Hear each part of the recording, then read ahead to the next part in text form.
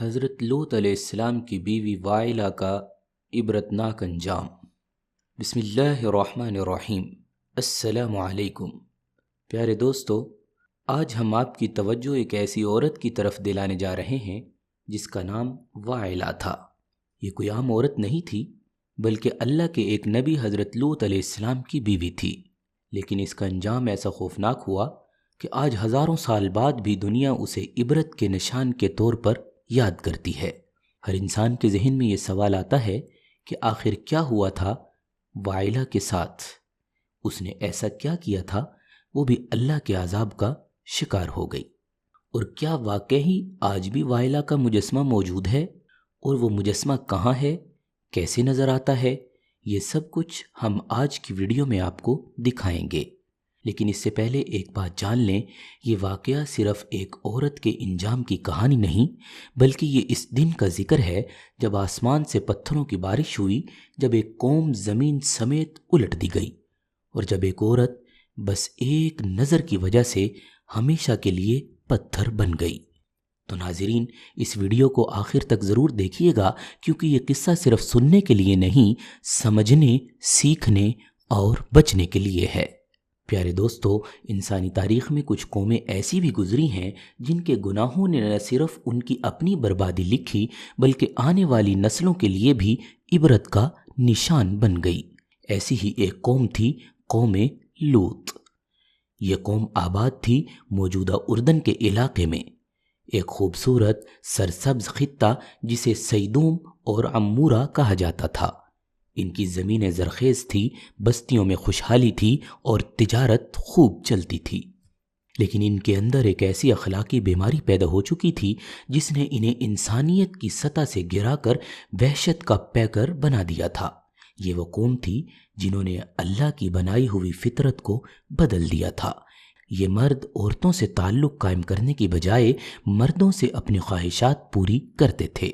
یہ صرف گناہ نہیں کرتے تھے بلکہ اس پر فخر کرتے، محفلوں میں اس کا چرچا کرتے، اور اگر کوئی مسافر یا اجنبی بستی میں داخل ہو جاتا تو وہ بھی ان کی درندگی کا شکار بن جاتا۔ ایسے میں اللہ تعالیٰ نے ان کی ہدایت کے لیے اپنے نبی حضرت لوط علیہ السلام کو بھیجا۔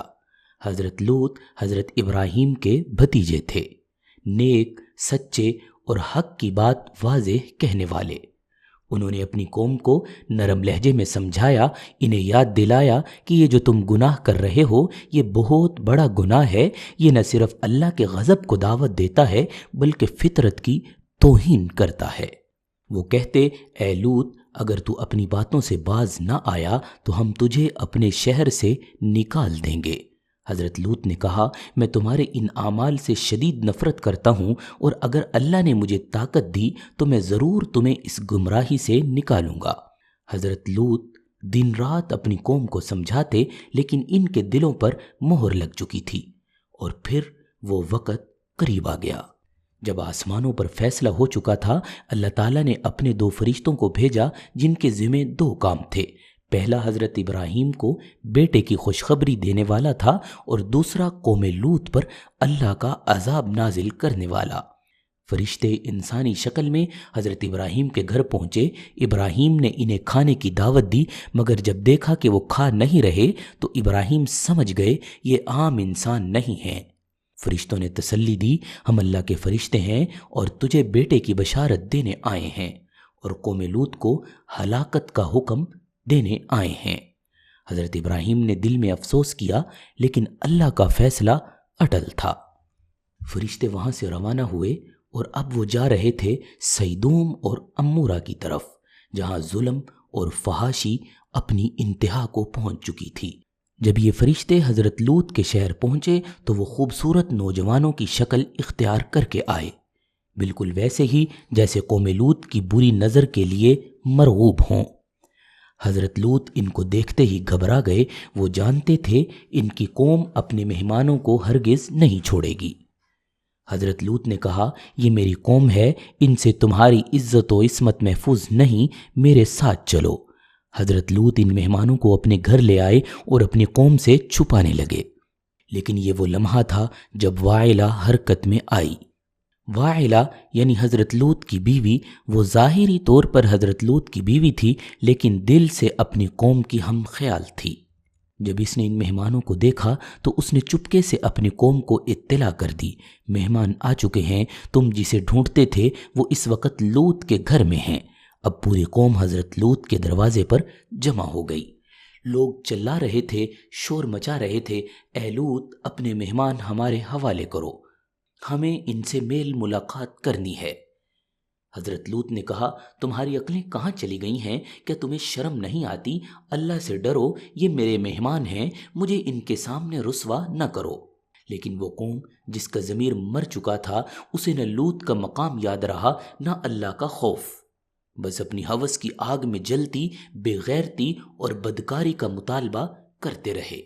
حضرت لوط نے درد سے کہا، کیا تم میں کوئی ایک بھی سمجھدار آدمی نہیں ہے؟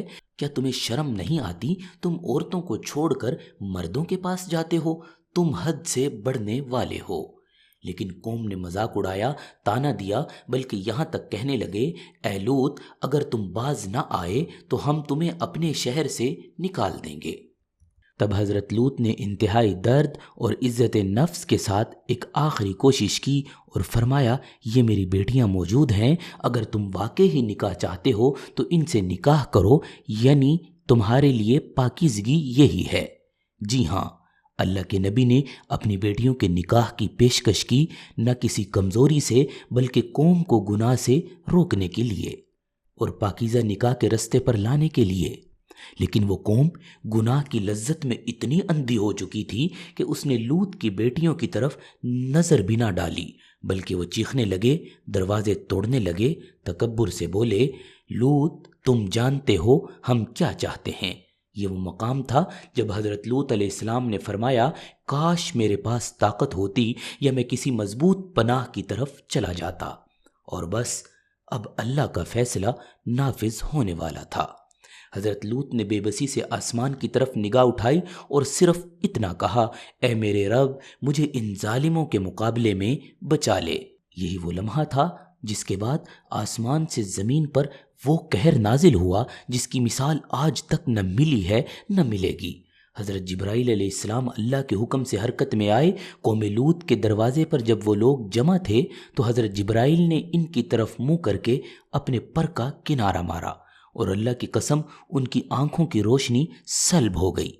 اندھوں کی طرح دیواروں سے ٹکراتے رہے، چیختے رہے، لیکن ان کی گمراہی کا انجام ابھی باقی تھا۔ فرشتوں نے حضرت لوط سے کہا، اے لوط رات کا کچھ حصہ گزر جائے تو اپنے اہل ایمان کو لے کر یہاں سے نکل جانا، اور خبردار تم میں سے کوئی بھی پیچھے مڑ کر نہ دیکھے۔ تب حضرت لوط اور چند ایماندار افراد اس رات کی تاریکی میں اس شہر سے نکل گئے، لیکن وائلہ ان کے ساتھ چل رہی تھی۔ ظاہری طور پر حضرت لوط کی جماعت کا حصہ تھی، مگر اندر سے دل اب بھی اپنی قوم کے ساتھ جڑا ہوا تھا۔ جب وہ کچھ فاصلے پر پہنچے تو پیچھے سے ایسا زلزلہ آیا، ایسا دھماکہ ہوا جس نے پوری بستی کو ہلا کر رکھ دیا۔ اللہ تعالیٰ نے زمین کو اوپر اٹھا کر نیچے دے مارا اور ان پر پتھروں کی بارش برسائی گئی، ایسے پتھر جو نشان زدہ تھے، یعنی ہر ظالم کے نام کا الگ پتھر تھا جس پر اس کا نام لکھا ہوا تھا۔ قوم لوط نیست و نابود ہو چکی تھی۔ زمین، آسمان، پہاڑ، بادل سب اس تباہی کے گواہ تھے۔ اور پھر اسی لمحے وائلہ نے وہ غلطی کی جو اللہ نے منع کی تھی۔ اس نے پیچھے مڑ کر دیکھا، ہو سکتا ہے دل میں اپنی قوم کے لیے ہمدردی رکھتی ہو سکتا ہے تجسس یا پچھتاوا ہو، یا شاید اس گناہ سے محبت جس سے حضرت لوط اسے بار بار روکتے تھے۔ بس یہی حرکت اسے عذاب سے نہ بچا سکی۔ جیسے ہی اس نے پیچھے دیکھا، اللہ کا حکم آیا اور اس پر عذاب نازل کر دیا گیا۔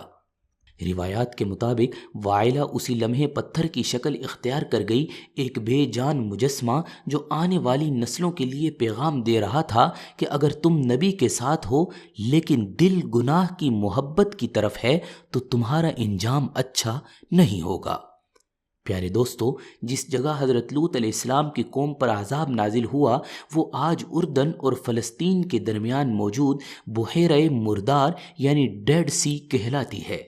یہ وہی مقام ہے جہاں سیدوم نامی شہر آباد تھا، جہاں قوم لوط اپنی عیاشی، فحاشی اور نافرمانی میں غرق تھی۔ لیکن جب اللہ کا عذاب آیا تو زلزلے نے زمین کو چیر دیا اور وہ تمام آبادیاں جو کبھی سرسبز، خوشحال اور خوبصورت تھی، ایک لمحے میں نیست و نابود ہو گئی۔ زمین نیچے دھنس گئی، تقریباً 400 میٹر سطح سمندر سے نیچے چلی گئی، اور وہاں ایک بدبودار، زہریلا اور ویران سمندر بن گیا، جسے آج بھی ڈیڈ سی یعنی بحیرہ مردار کے نام سے جانا جاتا ہے۔ اس جھیل کی خاص بات یہ ہے اس کا پانی اتنا نمکین ہے کہ کوئی انسان اس میں ڈوبتا نہیں بلکہ تیرتا رہتا ہے۔ یہاں کوئی مچھلی، مینڈک یا جاندار زندہ نہیں رہ سکتا۔ اس کی فضا میں ایسی بو ہے کہ سانس لینا مشکل ہے۔ اس کے کنارے اب بھی وہ چٹانیں، وہ قدرتی مجسمے اور وہ خاموش عبرتیں موجود ہیں جو ہماری تہذیب کا عکاس ہیں، جن کے بارے میں سائنسدان بھی آج حیرت کا شکار ہیں کہ یہی وہ علاقہ ہے جہاں وائلہ حضرت لوط کی نافرمان بیوی عذاب کے پیچھے دوڑی تھی۔ اللہ نے اسے پتھر کا مجسمہ بنا دیا تھا۔ سیاح آج بھی وہاں جا کر وہ مقام دیکھتے ہیں جسے لوط کی بیوی کا مجسمہ کہا جاتا ہے، ایک پتھریلی چٹان جو انسانی شکل سے مشابہ لگتی ہے اور اللہ کی ناراضگی اور پکڑ کی یاد دلاتی ہے۔ یہ علاقہ آج سیاحتی مقام بھی بن چکا ہے، لیکن اہل ایمان کے لیے یہ جگہ صرف ایک تماشا نہیں بلکہ قیامت تک کے لیے عبرت کا نشان ہے۔ پیارے دوستو، آج بھی اردن میں رہنے والے بہت سے مسلمان یہ بات بیان کرتے ہیں کہ ڈیڈ سی کے کنارے ایک پہاڑی پر ایک ایسا پتھریلا مجسمہ موجود ہے جو صدیوں سے حضرت لوط کی بیوی واحلہ کے ساتھ منسوب ہے۔ یہ مجسمہ ایسا لگتا ہے جیسے ایک عورت پیچھے کی طرف مڑ کر دیکھ رہی ہو، جیسے وہ کسی بات پر رک گئی ہو اور پھر اچانک پتھر کا بت بنا دی گئی ہو۔ روایات میں آتا ہے جب اللہ کا عذاب نازل ہونے والا تھا، فرشتوں نے حضرت لوط اور ان کے گھر والوں کو واضح ہدایات دی تھی کہ پیچھے مڑ کر مت دیکھنا، لیکن وائلہ قوم کی حمایت میں یا تجسس میں پیچھے مڑی، اور اللہ کا حکم توڑنے پر اسی لمحے اللہ کے عذاب کی لپیٹ میں آ گئی۔ یوں وہ صرف ایک عورت نہیں رہی بلکہ قیامت تک کے لیے ایک بے جان اور خاموش عبرت کا نشان بن گئی، وہی عبرت جو آج بھی اردن کے پہاڑوں پر ایک پتھریلی شکل میں اللہ کے وعدے کو سچا ثابت کر رہی ہے۔ ناظرین، حضرت لوط کی قوم میں ہم جنس پرستی ایک فخر کا کام سمجھا جاتا تھا۔ یہ بدعملی ان کی مجلسوں کی بنیاد بن چکی تھی، اور جب کوئی خوبصورت لڑکا سفر کرتا ہوا آتا تو وہ اسے شکار بنانے کی کوشش کرتے۔ وائلہ حضرت لوط کی بیوی قوم کے لیے جاسوسی کیا کرتی تھی۔ وہ نبی کی بیوی ہو کر بھی عملاً نفاق اور غداری کے راستے پر چلتی رہی۔ روایات میں آتا ہے جب عذاب نازل ہوا اور لوط نے قوم کو پیچھے مڑ کر نہ دیکھنے کا حکم دیا تو وائلہ نے نافرمانی کی اور ہائے میری قوم کہہ کر پیچھے دیکھا۔ اسی لمحے ایک پتھر اس کے منہ پر آ لگا جس سے وہ فوراً ہلاک ہو گئی۔ بعض علماء کے مطابق قوم لوط کی بستی کا یہ حال تھا۔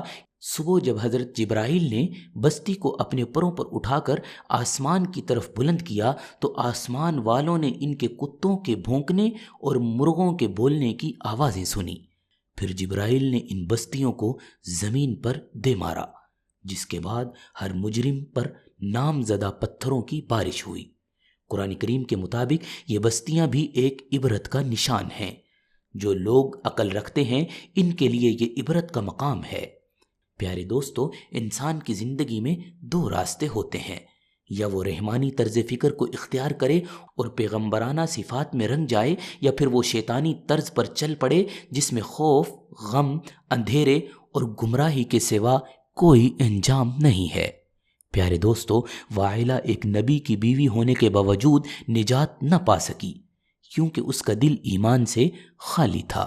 یہ واقعہ ہمیں سکھاتا ہے کہ صرف کسی نیک بندے کے ساتھ جڑ جانا کافی نہیں ہے جب تک دل اور عمل ہمارا ساتھ نہ دیں، اور یہ بھی کہ گناہ سے صرف ظاہری دوری نہیں بلکہ دل کی نفرت ضروری ہے، ورنہ جو وائلہ کے ساتھ ہوا وہ ہم سب میں سے کسی کے ساتھ بھی ہو سکتا ہے۔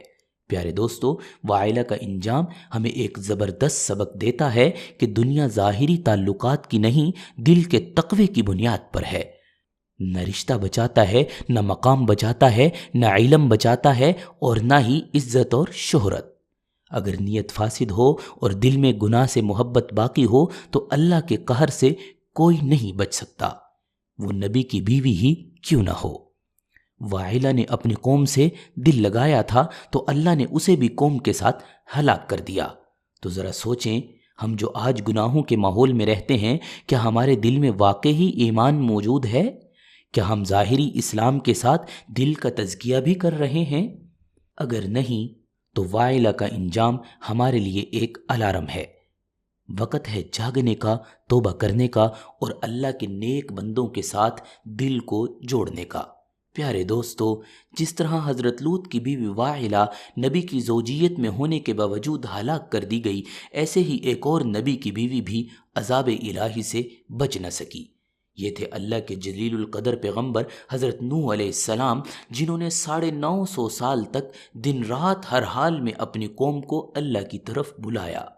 لیکن قسمت دیکھیے کہ ان کی اپنی بیوی، جس نے ان کے ساتھ برسوں گزارے، ان کی دعوت کو نہ صرف ٹھکرا گئی بلکہ ان کے خلاف ہونے والی سازشوں میں بھی شریک رہی۔ حضرت نوح جب اپنی کشتی تیار کر رہے تھے تو یہ عورت ان پر ہنستی رہی اور قوم سے کہتی رہی، دیکھو پاگل ہو گیا ہے، خشکی اور زمین پر کشتیاں بنا رہا ہے۔ جب طوفان کا وقت قریب آیا، حضرت نوح نے ایمان والوں کو آواز دی، ان کو کشتی کی طرف بلایا، لیکن بیوی نے انکار کر دیا۔ وہ ان لوگوں میں شامل ہو گئی جنہیں اللہ نے ڈبو کر ہلاک کر دیا۔ قرآن نے اس کا ذکر ایسے انداز میں کیا ہے کہ دل لرز اٹھے۔ سورہ تحریم میں اللہ فرماتے ہیں، اللہ نے کافروں کے لیے مثال بیان کی نوح کی بیوی اور لوط کی بیوی کی۔ دونوں ہمارے نیک بندوں کے نکاح میں تھی، مگر انہوں نے ان دونوں سے خیانت کی، پس وہ نبی ان کے کسی کام نہ آئے، اور ان سے کہا گیا، تم دونوں جہنمیوں کے ساتھ جہنم میں داخل ہو جاؤ۔ یعنی پیغام بالکل واضح ہے، رشتہ چاہے نبی کا ہو، اگر دل میں ایمان نہیں تو نجات کا دروازہ بند ہے۔ حضرت نوح کا بیٹا کشتی کے باہر رہ کر ہلاک ہوا، اور بیوی نبی کے قریب رہ کر بھی عذاب کا شکار بن گئی۔ کیا ہم نے کبھی سوچا ہے، اگر نبی کا قریبی ہونا کسی کو نہ بچا سکا تو ہم اور آپ، جن کے گناہ بے شمار ہیں، نجات کے کس سہارے بیٹھے ہیں؟ دوستو، جب ہم لوط علیہ السلام کی بیوی، حضرت نوح علیہ السلام کی بیوی اور ان کے بیٹے کا انجام دیکھتے ہیں تو دل یکسر کانپ اٹھتا ہے۔ لیکن اگر کسی کو پھر بھی یہ گمان ہو کہ وہ نیک گھرانے میں پیدا ہوا ہے، نیک ماں باپ کی اولاد ہے، یا بزرگوں کی عبادتیں اسے کافی ہوں گی، تو ذرا سنیے۔ خود نبی کریم صلی اللہ علیہ وسلم نے فرمایا، اے فاطمہ بنت محمد، اپنے آپ کو اللہ کے عذاب سے بچاؤ، میں تمہارے کسی کام نہیں آؤں گا۔ یہ وہ بیٹی تھی جنہیں رسول اکرم صلی اللہ علیہ وسلم سب سے زیادہ محبت فرماتے تھے، لیکن یہ بھی سکھایا کہ نجات کسی کی نسبت میں نہیں، صرف اعمال میں ہے۔ اسی طرح ایک اور حدیث میں فرمایا، جو اپنے عمل سے پیچھے رہ گیا، اس کا حسب نسب اسے آگے نہیں بڑھا سکتا۔ آپ نے اپنی پھوپھی حضرت صفیہ سے بھی فرمایا، صفیہ بنت عبد المطلب، اپنے آپ کو جہنم سے بچاؤ، میں اللہ کے سامنے تمہارے لیے کچھ نہیں کر سکوں گا۔ سوچئے، جن ہستیوں سے نبی کریم صلی اللہ علیہ وسلم کو سب سے زیادہ محبت تھی، ان کو بھی فرمایا گیا کہ قیامت کے دن میرے رشتے پر نہ رہنا۔ تو پھر ہم کس گھمنڈ میں جیتے ہیں کہ صرف زبان سے کلمہ پڑھتے ہیں اور عمل سے دور رہتے ہیں؟ ایمان کا تقاضا یہ ہے کہ دل، زبان اور عمل تینوں اللہ کے سامنے جھکیں۔ اللہ تعالیٰ فرماتا ہے، جس نے اچھے اعمال کیے وہی کامیاب ہوا۔ یہ بات آج ہمیں سننے میں سخت لگے، لیکن حقیقت اور اصل محبت یہی ہے، سچائی کا بیان یہی ہے، تاکہ ہم وقت سے پہلے سنبھل جائیں۔ قیامت کے دن کوئی باپ، ماں، بیٹا، بیٹی، شوہر، بیوی، نبی یا ولی کسی کا سہارا نہیں بن سکے گا، صرف اللہ کا رحم اور اعمال ہی کام آئیں گے۔ تو آئیے آج ہم طے کریں کہ ہم صرف نام کے مسلمان نہیں بنیں گے، بلکہ ہماری نمازیں، ہماری زبان، ہماری نگاہ، ہمارے ہاتھ اور ہمارا کاروبار، ہمارے تعلقات سب اللہ کے حکم کے تابع ہوں گے۔ کیونکہ اگر ہم نے ایمان اور عمل صالح کو چھوڑ دیا تو پھر وائلہ ہو یا نوح کی بیوی یا چاہے کوئی بھی، سب کا انجام ایک سا ہے۔ اللہ کی عدالت میں رشتہ نہیں، صرف ایمان اور نیک عمل وزن رکھتا ہے۔ حضرت عبداللہ بن عمر بہت جلیل القدر صحابی تھے۔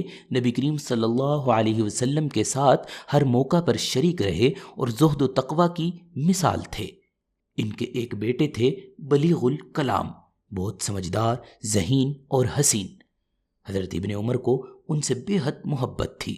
ایک بار وہ سخت بیمار ہو گئے۔ حضرت ابن عمر ان کی تیمارداری میں رہنے لگے، دن رات دعائیں کرتے رہے، ہر دعا ہر وسیلہ آزما ڈالا۔ لوگ کہتے تھے عبداللہ آپ تو قضاء و قدر پر ایمان رکھتے ہیں، پھر اتنی کوشش کیوں؟ وہ کہتے ہیں یہ میرا بیٹا ہے، میں اسے دنیا میں بھی کھونا نہیں چاہتا اور آخرت میں بھی نجات کی دعا کرتا ہوں۔ مگر وہ نوجوان بہت جلد ہی فوت ہو گیا۔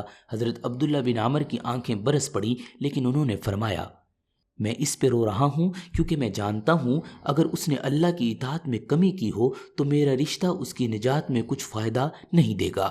مجھے ڈر ہے کہیں وہ قیامت میں میرے سامنے کھڑا ہو کر نہ کہے ابا آپ نے میری دنیا کی فکر تو کی مگر آخرت کا خوف کیوں نہ دلایا۔ سامعین، یہ تھے حضرت عمر کے بیٹے، ایک جلیل القدر صحابی کے پوتے، ایک زاہد و عابد باپ کے بیٹے، مگر نجات کا پیمانہ صرف ایک ہے، ایمان، اطاعت اور تقوی۔ نہ خون، نہ حسب، نہ صحابیت کا گھرانہ اور نہ ہی ذاتی علم یا ذہانت، سب بیکار اگر دل اللہ کی رضا کے لیے نہ دھڑکے۔ اگر آپ کو اس ویڈیو نے سکھایا ہو، دل کو جھنجھوڑا ہو تو اسے دوسروں کے ساتھ ضرور شیئر کریں تاکہ وہ بھی اس واقعے سے سبق حاصل کرے، اور اگر ایسی مزید ویڈیوز آپ کو چاہیے تو ہمارے چینل کو سبسکرائب ضرور کریں اور بیل آئیکن ضرور دبائیں۔ آمین یا رب العالمین۔